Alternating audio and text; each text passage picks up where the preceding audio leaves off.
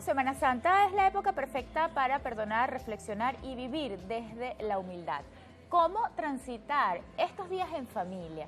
Hoy hablaremos sobre este tema. Está en el estudio uno de mis compañeros, José Alejo Benítez. Él es periodista, dedicado a la fuente religiosa. Bienvenido, José. Para mí es un gusto tenerte acá. El placer es totalmente mío. Voy a compartir este espacio contigo de un tema que me apasiona tanto como es el religioso, y aquí estamos para instruir a la audiencia, tu programa, cómo es la Semana Santa, de qué forma vivirla, y por supuesto comenzar con que la Semana Santa se vive en familia. De hecho hay una frase que reza que familia que reza unida permanece unida. Es importante saber que la Semana Santa comienza en familia porque fue José, María y Jesús, la Sagrada Familia de Nazaret, quien instruyó a Jesucristo para que fuese ese camino, incluso hasta una muerte de cruz, como lo dicen los evangelios. José, ayer invitábamos a un sacerdote acá y hacíamos un recuento de, qué significa cada uno de los días de la Semana Santa, empezando por la Cuaresma, por la época de Cuaresma. Pero si queremos hacer un resumen, podemos decir que comienza con el Domingo de Ramos y finaliza con el Domingo de Pascua, Domingo de Resurrección. ¿Cómo podemos involucrar a los más pequeños con las actividades de la iglesia? ¿Cómo hacer esto atractivo? San Juan Pablo II tuvo una frase célebre en su pontificado que él dice que la familia es la estructura y la base de la sociedad. Todos juntos como familia debemos asistir a los distintos sacramentos que se celebran especialmente en este tiempo de la Semana Santa. Estamos en Cuaresma, es importante informarle a toda nuestra querida audiencia que la Cuaresma finaliza con el Jueves Santo, cuando ya se comienza el Triduo Pascual, que es esa celebración de la pasión, muerte y resurrección de Jesucristo. Repito esta frase: familia que reza unida permanece unida. La Semana Santa comenzó en familia, la Virgen María nunca se desapegó de ese camino con Jesucristo y lo acompañó inclusive hasta cuando yació en el sepulcro, cuando murió, y por supuesto estuvo durante todo este sendero de pasión, de sufrimiento y de entrega amorosa. El mismo Jesucristo lo dijo, que por supuesto su familia lo acompañó y él estuvo presente en esos actos donde la vía dolorosa de ese camino hacia el Gólgota, hacia el Calvario, hizo que María estuviese siempre a sus pies. No se puede concebir una iglesia si no se camina en familia, con los hermanos, con los padres, con los primos, con los abuelos, porque así se enseña en la tradición católica.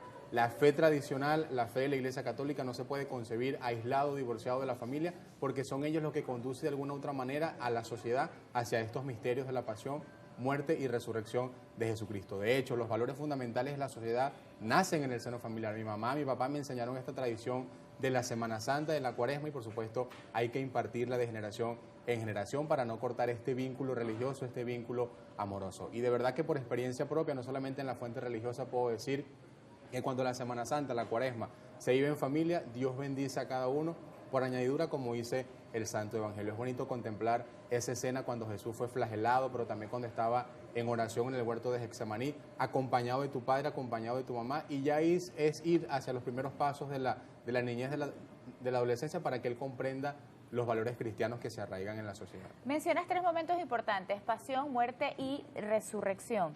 ¿Cómo acercar a los pequeños a la historia de Jesús? En esto las escuelas católicas han sido grandes aliados, pero en el caso de que, por ejemplo, nuestro hijo esté en un colegio laico, desde la casa, ¿cómo, acercarlo a todo lo que vivió Jesucristo? Siempre hay que tener con los niños un lenguaje de cercanía. No podemos hablarle, por ejemplo, de muerte y de sufrimiento cuando ellos en esa etapa de niñez no lo van a comprender. Hay una Biblia, de hecho, hecha para los jóvenes y para los niños, y también el Catecismo de la Iglesia Católica, donde le enseñan a los niños de qué forma murió Jesucristo. Lo llaman el buen niño Jesús, que murió en la cruz por nuestros pecados, pero también decirle que fue para la remisión de todos y para la salvación del género humano. Principalmente la Iglesia Católica, en su apologética, en su forma de enseñar, recomienda que utilicemos un lenguaje más cercano a los niños. No hablar de contemplación, no hablar de meditación, porque esto suena muy catedrático para los pequeños de la casa y también para los adolescentes, sino bajar el lenguaje, pero tampoco desvirtuar un poco el significado de la Semana Santa.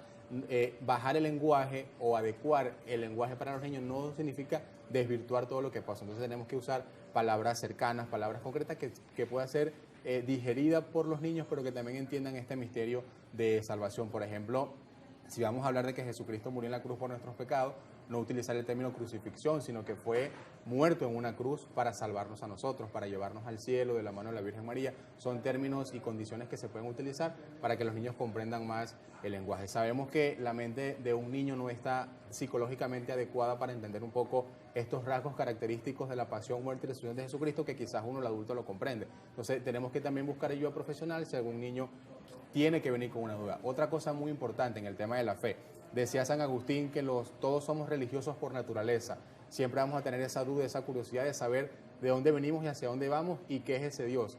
Nunca debemos cortarle las alas a los niños si vienen a preguntarnos qué es Dios, qué es el misterio de la Semana Santa, sino acompañarlos con la catequista, llevarlo a la iglesia para que ella les vaya enseñando poco a poco este misterio de salvación. Pero nunca debemos cortarle las alas si quieren aprender sobre el misterio de Dios, pero repito, siempre bajar el lenguaje, tener un lenguaje adecuado para que ellos puedan comprender este misterio. Mencionas una palabra clave, acompañarlos, enseñarlos a través del ejemplo. ¿Crees tú que, bueno, en la Semana Santa hay actividades que podemos hacer con ellos? Por ejemplo, visitar los 7 templos, asistir a alguna procesión, mañana, por ejemplo, la del Nazareno. La visita a los 7 templos se da desde el Jueves Santo en la noche hasta el domingo, hasta las 3 de la tarde aproximadamente, cuando Jesucristo expira o muere según la tradición de la Iglesia Católica. Son actividades que se pueden realizar con los pequeños de la casa. De hecho, hay viacrucis vivientes que se realizan para los niños y rezos del Santo Rosario que también son adecuados con este lenguaje para que pueda ser entendibles por todos los pequeños de la casa. Ahí está el viacrucis viviente, las familias pueden acompañar a estos niños y rezar plegarias que sean infantiles o que sean de los adolescentes para que ellos puedan comprender este misterio de la pasión, muerte y resurrección de Jesucristo. Está también la visita a los 7 monumentos. Tradicionalmente se conoce como la visita a los 7 templos, pero según la liturgia de la Iglesia Católica son la visita a los 7 monumentos, porque ¿qué sucede? Pasa que cuando Jesús celebra la última cena y es entregado para que sea crucificado, en la Iglesia Católica siempre se hacen los monumentos. Son monumentos que se disponen para adorar el Santísimo Sacramento hasta las 3 de la tarde, que es cuando Jesucristo muere. Pero se coló este término 7 templos porque, por supuesto, los monumentos están expuestos con las flores en los templos. Y por eso es que se visitan los 7 templos, pero en realidad las visitas son los 7 monumentos. Aquí los niños pueden hacer el rezo a la Virgen María, el rezo rosario también, y por supuesto esas meditaciones que de alguna manera son infantiles, pero que acompañan a la tradición católica cristiana. También es importante hacer mención que el Viernes Santo es el único día en el mundo, atención, donde no se celebra la Santa Misa. Todos los días, por supuesto, hay misa en el mundo, pero en el Viernes Santo no hay celebración eucarística, sino que está la celebración de la palabra y se meditan las 7 palabras de Jesús. A propósito que toco este tema, las 7 palabras, hay palabras meditadas que son para los niños. Uno puede, por ejemplo, decirle al niño que Jesús dice, Dios mío, ¿por qué me has abandonado? Adecuar este lenguaje a que no fue Dios que lo abandonó, sino que son los profetas que escriben en las Escrituras para que esto sucediera tal cual como pasó en el tiempo de Jesús. Pero hay distintas actividades, el rezo del rosario, el viacrucis viviente, como ya lo he mencionado, también los cantos litúrgicos que son adecuados para los niños, así como hay música infantil para celebraciones de cumpleaños. En la Iglesia Católica existen los cantos infantiles para aquellos niños que quieran profesar la fe católica. Gracias, José. Vamos a hacer nuestra primera pausa. Hoy estamos conversando con el periodista José Alejo Benítez. Él está dedicado a la fuente religiosa. ¿Cuál es el tema? Bueno, ¿cómo celebrar la Semana Santa en familia? Recuerde que usted puede hacer sus preguntas a través de nuestras redes sociales AM por GB en Instagram. Ya volvemos.